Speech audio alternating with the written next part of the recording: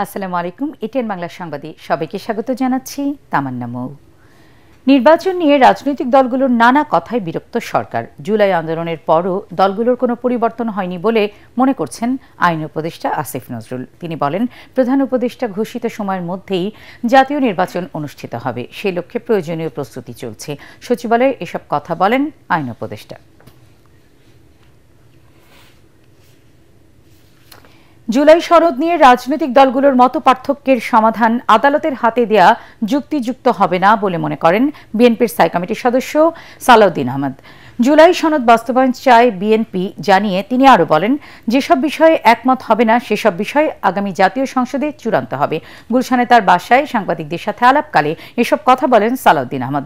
জাতীয় সংসদ নির্বাচন ফেব্রুয়ারিতেই হবে, এ নিয়ে কোনো সংশয় নেই বলেও মনে করেন তিনি। সালাউদ্দিন আহমদ বলেন, মাঠের বক্তব্যে অনেক কথা আসতেই পারে, সেটি রাজনৈতিক দলগুলোর নিজস্ব বক্তব্য।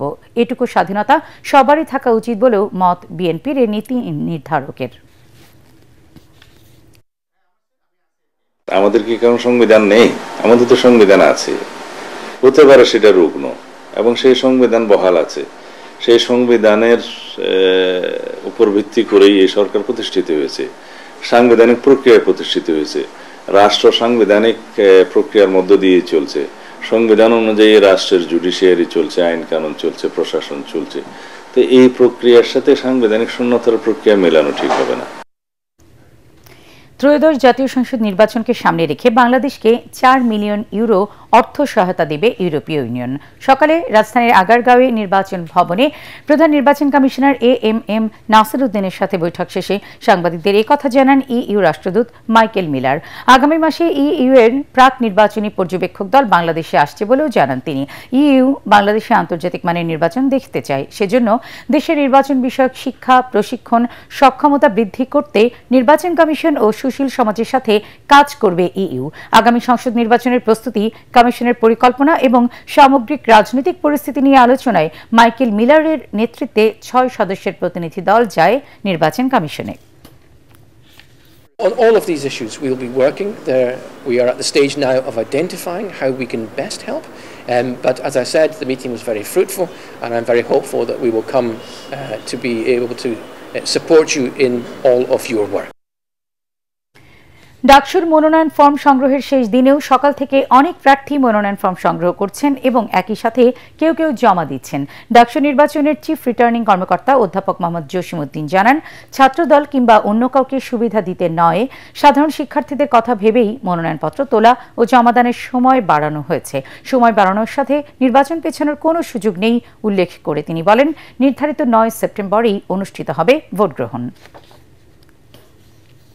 যারা মনোনয়ন প্রত্যাশী ইলেকশন করবে তাদেরকে মোর ইনক্লুসিভ করার জন্য, যাতে কেউ বলতে না পারে এতদিন পর একটা ইলেকশন হচ্ছে, আমি মনোনয়নপত্র নিতে পারলাম না, বা 5 মিনিটের জন্য 1 মিনিটের জন্য, সেই দিকগুলো বিবেচনা করে আমরা যাতে ছাত্রছাত্রীরা যাতে সন্তুষ্ট হয়, আমরা এই জন্য মনোনয়নপত্র বিতরণের ডেটটা 1 দিন বাড়িয়ে দিয়েছি। জুলাইয়ের যে আকাঙ্ক্ষা, বিশ্ববিদ্যালয়ের শিক্ষার্থীদের যে আকাঙ্ক্ষা, তাদের যে প্রত্যাশা, সে আলোকে খুব দ্রুত সময়ের মধ্যে আমাদের ঐক্যবদ্ধ শিক্ষার্থী জোটের যে ইশতেহার সেটা ঘোষণা করব। 24-এর গণহত্যাকারী যেই শক্তি, সেই গণহত্যাকারী শক্তি ক্যাম্পাসে ক্যাম্পাসে সংহত হচ্ছে, তারা ক্যাম্পাসে ক্যাম্পাসে তাদের অবস্থান তৈরি করছে।